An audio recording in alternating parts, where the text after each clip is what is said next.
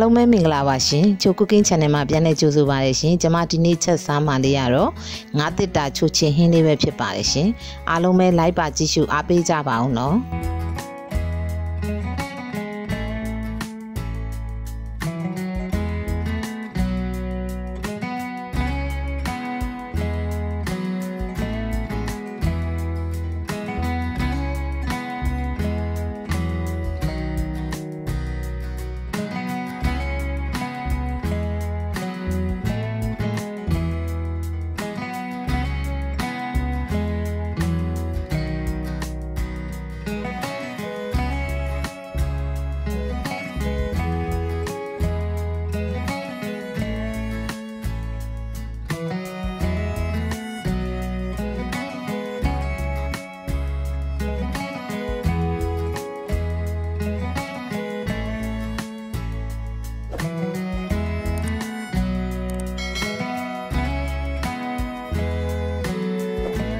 โอเคအရင်ဦးဆုံးအိုးပူလာပြီဆိုရင်တော့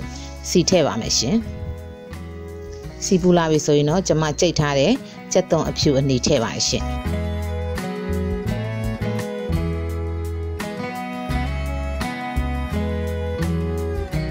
ပြီးရင်တော့နည်းနည်းလေးမှွေပေးပါမယ်နော်ပြီးရင်တော့ကျွန်မတို့ထုံးစံအတိုင်းစနွင်းထည့်ပါမယ်ရှင်ပြီးရင်တော့ကြက်သွန်လေးတွေကိုရဲပြီးတော့ကြက်လာတဲ့အထိပေါ့နော်မှွေပေးရပါမယ်ရှင်ကြက်သွန်လေးကြီးကြက်လာပြီဆိုရင်တော့ကျမတို့အစိမ်းမှုတ်ထည့်ပါရှင်ပြီးရင်တော့စီကိုကြာကြာလေးတက်ပေးရပါမယ်ရှင်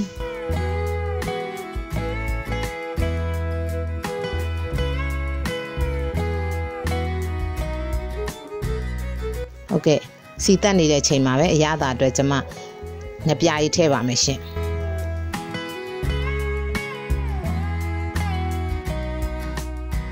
ချိုမှုတ်ထည့်ပါမယ်ရှင်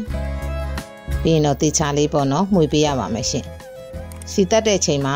ငပြားကြီးထည့်ရင်ပို့ပြီးတော့ဟင်းရဲ့အနံ့ကိုမွေးစေပါတယ်နော်ပြီးသွားရင်တော့ကျွန်မလှီးထားတဲ့ခရမ်းကျင်သီးတွေထည့်ပါတယ်ရှင်အချင်အတွက်ပေါ့နော်ခရမ်းကျင်သီးကိုကျမတို့ကြာကြာလေးပေါ့နော်ဒီနည်းနည်းလေးကြေတဲ့အထိပေါ့လုံးပေးရပါမယ်ရှင်ငါးတစ်တာတော့ ready made ဖြစ်တဲ့အတွက်ဒီ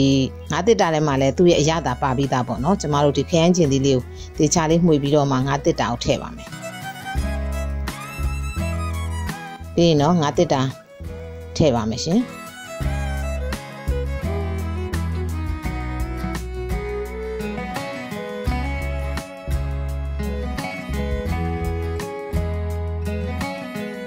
ပြီးရင်တော့ကျမတို့ဒီငါးတစ်တာထည့်ပြီးရင်တော့မှွေပေးရပါမယ်နော်ဒါပေမဲ့မှွေတဲ့အခါမှာအရင်မှွေလို့မရပါဘူးเนาะငါးတစ်တာလေးကြေသွားမှဆိုတဲ့အတွက်ကျမတို့ဖွားဖွားလေးပေါ့เนาะမှွေပေးရပါမယ်ရှင်ဒီဟင်းကကြတော့လွယ်ကူတယ်စားလို့လည်းထမင်းမိန်စေပါတယ်ရေလည်းထပ်ထည့်စရာမလိုပါဘူးเนาะခရမ်းကျင်သီးရဲ့အနှစ်ကလေးရဲ့သူ့မှာပါလာတဲ့အရသာနဲ့ဆိုတော့အရသာလေးကတော်တော်ကောင်းပါတယ်เนาะကျမအရသာမြည်ကြည့်ပါတယ်ရှင်အရသာနည်းနည်းလေးလိုတဲ့အတွက်ကျမစားလေးနည်းနည်းထပ်ထည့်ပါတယ်เนาะ